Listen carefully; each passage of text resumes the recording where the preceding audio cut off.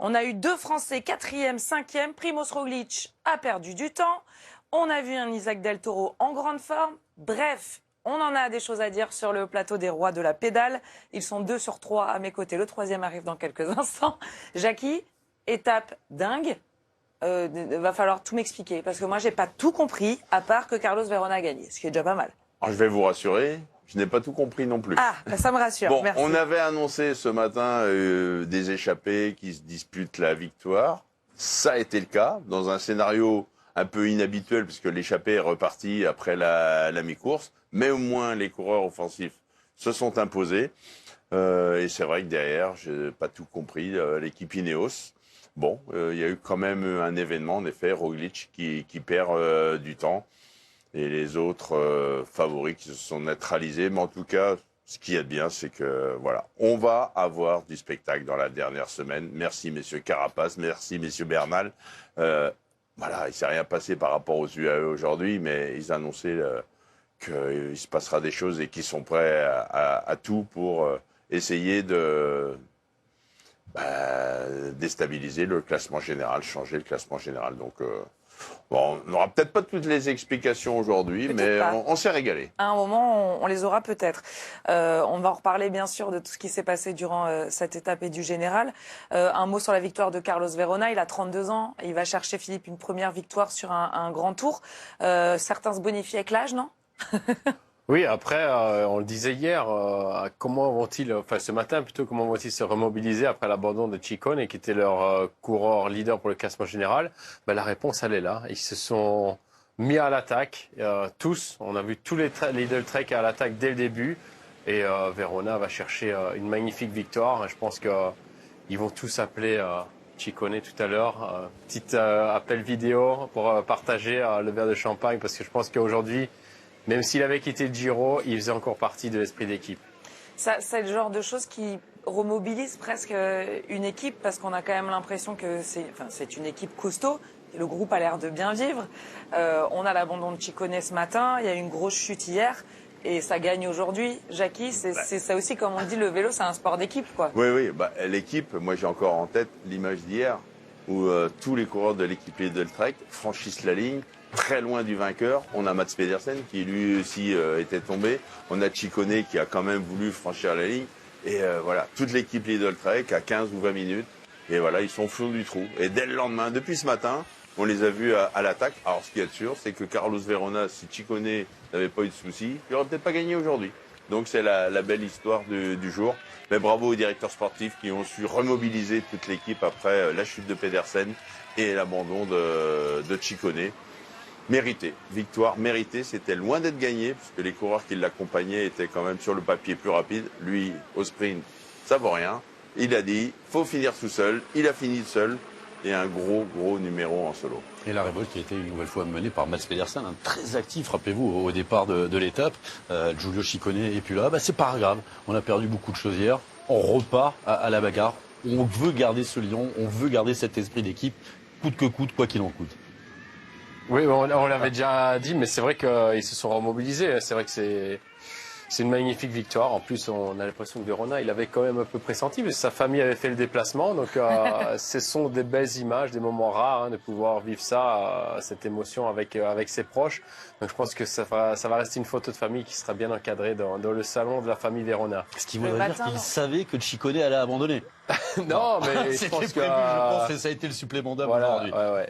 Le matin, dans le bus, on se dit, on la gagne pour lui. Enfin, c'est le genre de discours qu'on peut avoir. Ah, mais sûr et certain. C'est clair qu'il surfe sur un esprit d'équipe positif, une vague positive. Donc, il continue. Et la 6e victoire d'étape, c'est assez impressionnant, avec 3 hommes différents. Donc, ça a souligné également. Donc, un gros succès collectif de la part de Lidl Trek. Et il risque d'en avoir d'autres. Mats Pedersen aura encore des opportunités. Carlos Verona pourra y retourner également. Patrick Conrad, bien sûr, il était en début de course. Non. Ça strike sacrément quand même, la Lidl Trek, là. Ça peut continuer encore beaucoup, messieurs, au vu du profil de la semaine prochaine. Après, honnêtement, même si Verona est un bon grimpeur, même si Conrad est un bon grimpeur, les grosses étapes de montagne, Ça me paraît plus dur, mais bon, c'est les équipes adverses qui doivent se dire, c'est bon, vous pouvez partager un peu le gâteau là. Ah ben le caddie de la Lidl Trek, il est bien chargé. Ouais. Hein. Ah oui. Ouais. Ah, c'est le moins qu'on puisse dire. Non, On va plus que les l'écouter, le vainqueur du jour, Carlos Verona, qui va chercher une première victoire sur un grand tour. Carlos, 13 pro seasons, working for others mostly. Au début de la saison, comme dans toutes les saisons, vous travaillez pour les autres. Donc d'habitude, est-ce que vous pensiez qu'en venant au Giro, vous auriez une chance? Non, je suis très heureux de ça parce que franchement, bien sûr, je suis venu pour être là, un support à Pedersen et Ciccone. Je suis très fier de faire ça, mais bon. Bien sûr, on a tous des ambitions de gagner une étape. Mais tout a changé hier. On a perdu Ciccone. Et aujourd'hui, je savais que je pouvais. J'avais pas à le faire pour moi, j'avais à le faire pour l'équipe. Dans le Dauphiné, quand j'ai remporté mon étape, c'était la même chose. On avait perdu notre leader. Et ça m'a donné un supplément d'âme parce que je sais comment Giulio Ciccone s'est investi, comment Giulio Ciccone a travaillé pour cette course. Et je voulais lui rendre ça. Je voulais souffrir aussi pour l'équipe. Et je donnerai tout pour cette équipe. Quand vous partez, vos jambes vous ont dit « tu peux le faire ». Oui. Quand je savais que j'étais dans l'échappée, c'était dur d'y être. Il y avait Patrick Conrad, mon équipier avec moi. Et en plus, après je me suis vu seul dans cette échappée. Je suis resté concentré. Il fallait que je reste dans cette échappée. Et au sommet, j'ai vu que il restait 10-15 gars, j'étais encore là. Et je me suis dit, c'est ta journée, il faut que tu y ailles, tes jambes sont là. Mais il savait qu'il fallait que j'y aille de loin parce que je suis pas très rapide. On a bien préparé ce Tour d'Italie, beaucoup de confiance dans l'équipe et il fallait que je le fasse pour eux. Carlos Verona, vainqueur donc aujourd'hui à 32 ans, ravi forcément pour cette victoire. Messieurs, on a vu deux Français à l'avant également, Romain Bardet et Nicolas Prudhomme. Ils étaient dans le groupe de 11 qui s'est formé à peu près dans les 60 derniers kilomètres.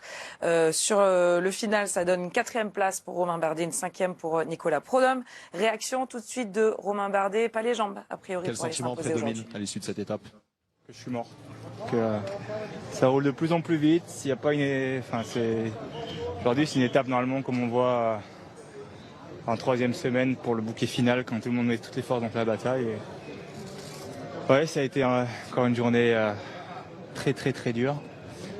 Non, que dire, je sais pas.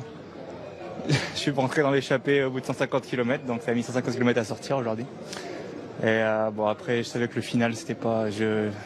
J'aime pas vraiment il n'y a pas trop de pourcentage qu'on monte comme ça. Et puis j'étais honnêtement content de basculer avec le groupe favori en haut du premier col du jour. On n'était plus qu'une grosse dizaine dans le groupe.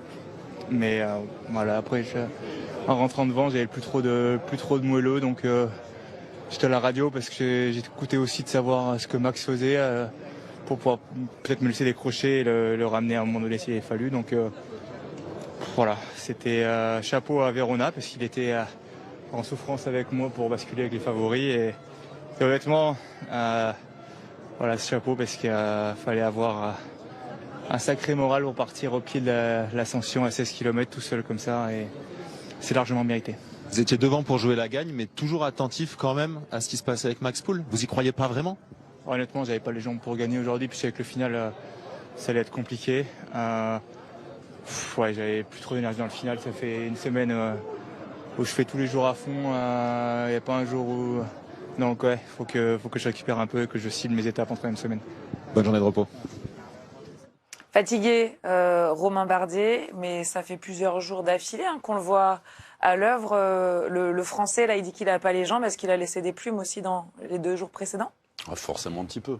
Je pense qu'il y a un paquet de coureurs qui aimeraient bien avoir les jambes de Romain Bardet. Ah oui, c'est sûr. Parce que, comme il a dit, quand il y a eu, il était de toutes les attaques. Il n'était pas dans la première échappée, mais il a su suivre le peloton des favoris dans le Monte Grappa. Beaucoup de coureurs, même des grimpeurs, ont été distancés. Et après, c'est vrai que c'est un peu au métier. Il a senti qu'en bas de la descente, c'était le moment opportun pour y aller. On l'a même vu un moment sortir seul derrière un groupe de 5 ou 6. Il a eu l'intelligence de se relever, d'attendre Florian Stork et Bart Lehmann, je crois. Exactement. Et il est rentré devant. Après, oui, il n'avait pas les jambes pour suivre, je pense, Carlos Verona dans le final. Mais il a su aller jusqu'au bout et pour aller chercher une place d'honneur. Donc, non, il va pas mal. Alors oui, il a peut-être pas les jambes de certaines courses quand il gagne au BTEX sur les routes du Tour de France. Mais je pense que ça va quand même pas mal pour le coureur de l'équipe technique. Hein. Vous êtes d'accord avec lui sur le fait qu'il disait que c'était une étape vraiment costaud Ah oui, je pense que ce serait intéressant de voir peut-être la puissance moyenne développée par les coureurs aujourd'hui, mais je crois que c'est phénoménal. Ça roulait extrêmement vite, ça s'est jamais vraiment relevé, hein, parce que même les descentes se faisaient à bon rythme, donc je pense que les coureurs ils vont vraiment apprécier ce jour de repos demain. On l'a entendu, hein, Romain Bardet qui disait j'ai été dans l'échappée après 150 km. Ça veut dire que pendant 150 km, il y a eu du sport. On a eu une comparaison aussi entre les watts des échappées et les watts du peloton. Et on a vu que des fois, on avait plus de watts dans le peloton. Ça veut dire que ça roulait à tous les niveaux. Après, final explosif, Roglic qui cale, donc ça rembraye dans le peloton. Ça a été full gas toute la journée, comme pratiquement tous les jours depuis le début de ce Giro, dans ce cyclisme très très moderne.